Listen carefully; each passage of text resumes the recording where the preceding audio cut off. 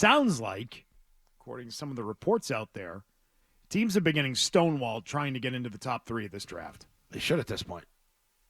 Right now, they should. The longer you hold out one of those top 3 picks, the more you're going to get. But no one's even listening, it sounds like right now. Bert Breer has a report indicating that. Teams are not sitting there saying, well, I don't want to trade the pick, but what are you offering? What's your thought on that? They don't even want to hear it. Well, they haven't even had one individual workout yet. Let's wait and see how those play out. We're 37 days till the draft. It's over a month.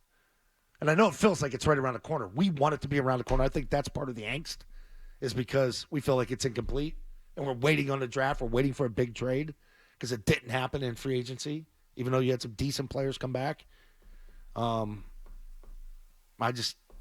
pretend that we want quarterback at 3, and we're not taking any calls right now. Well, I think you're still going through the process. Right up. Yeah. Yeah. They're evaluating. Right. Wait till they get to see a guy throw in person. The coaches are still getting to know these guys. They just met them for the first Coaches time. are starting at to the get to know combine. each other. Right. Yet alone the players. It was really up until the combine is what it sounded like, that they were still going through their own players and getting ready for free agency, and who do we want to keep, and who are we okay with letting go, and what do you think of this guy, what do you think of that guy that's on the Patriots roster? And then they're going through free agents with other teams. Okay, now they're starting to really dig into these quarterbacks.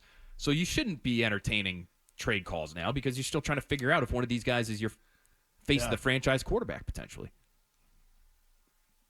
You surprised they weren't on Tyron Smith with the contract that you saw? 1 year. I don't want to say relatively cheap money, but he was the number 1 tackle on the board. Does that mean they weren't in on him, or does that mean he chose the Jets? Well, he may have chose the Jets too, plus you're already paying another guy $20 on the other side. Are they going to pay 2 tackles $20 million? Like, Bill would never have done that, ever.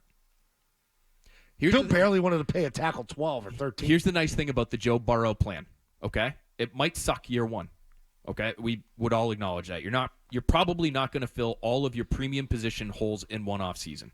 They still look below average at receiver. They look below average at tackle, left tackle specifically.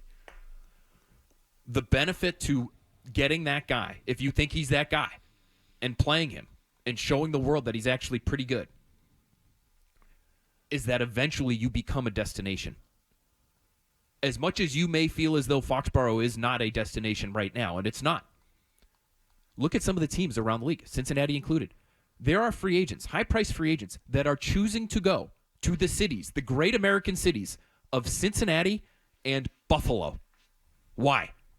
Because they have studs that play quarterback. That's why you go get the guy if you believe he's the guy, ready or not. It shouldn't matter if the situation sucks.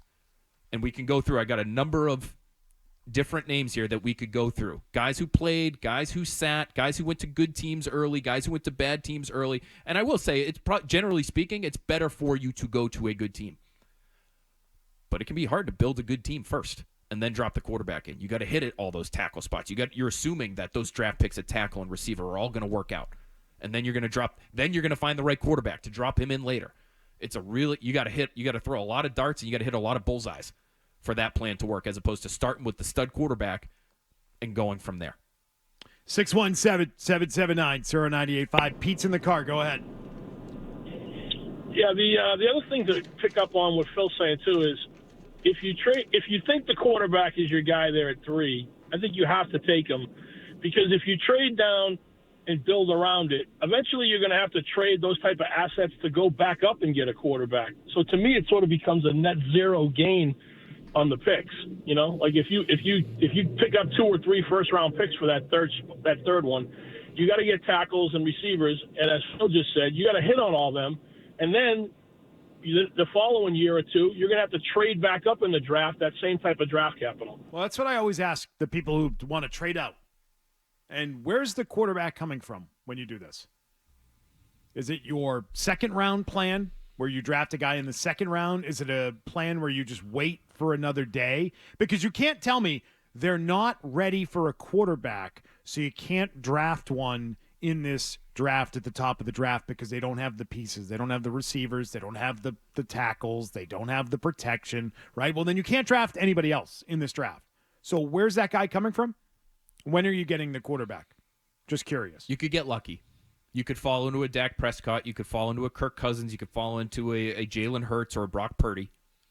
right? Oh, that's a And- good plan. and have those guys work out Hope to get lucky. late in the draft. That's what these teams did. And to the caller's point, what he's describing is sort of what the Niners did. They built a great roster. Then they traded away a ton of draft capital to move up for the guy that they thought was the guy. Yep. And he failed. Yep. And look at him now. Now, they just made the Super Bowl. They got lucky with the 7th-round pick at quarterback.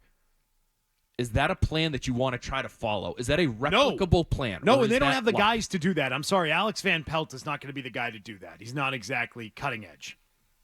See, and the Even problem, Kyle Shanahan, he's a great offensive mind. He got lucky with Brock Purdy in the 7th round. yeah, I but he think it's okay had to. say that. He was forced to do that because they paid for Garoppolo. You could even say they overpaid.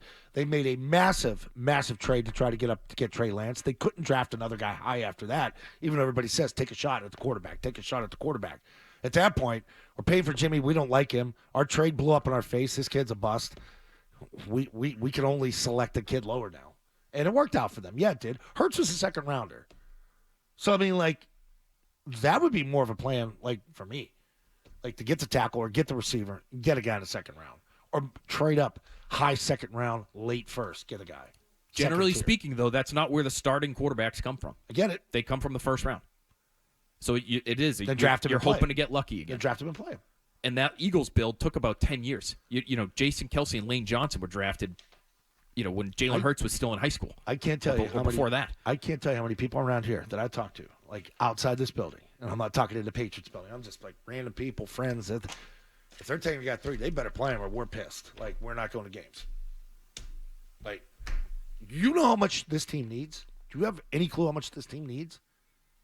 And how incomplete? Like, you talk about grades. It's hard to give them a grade because I think they're vastly incomplete.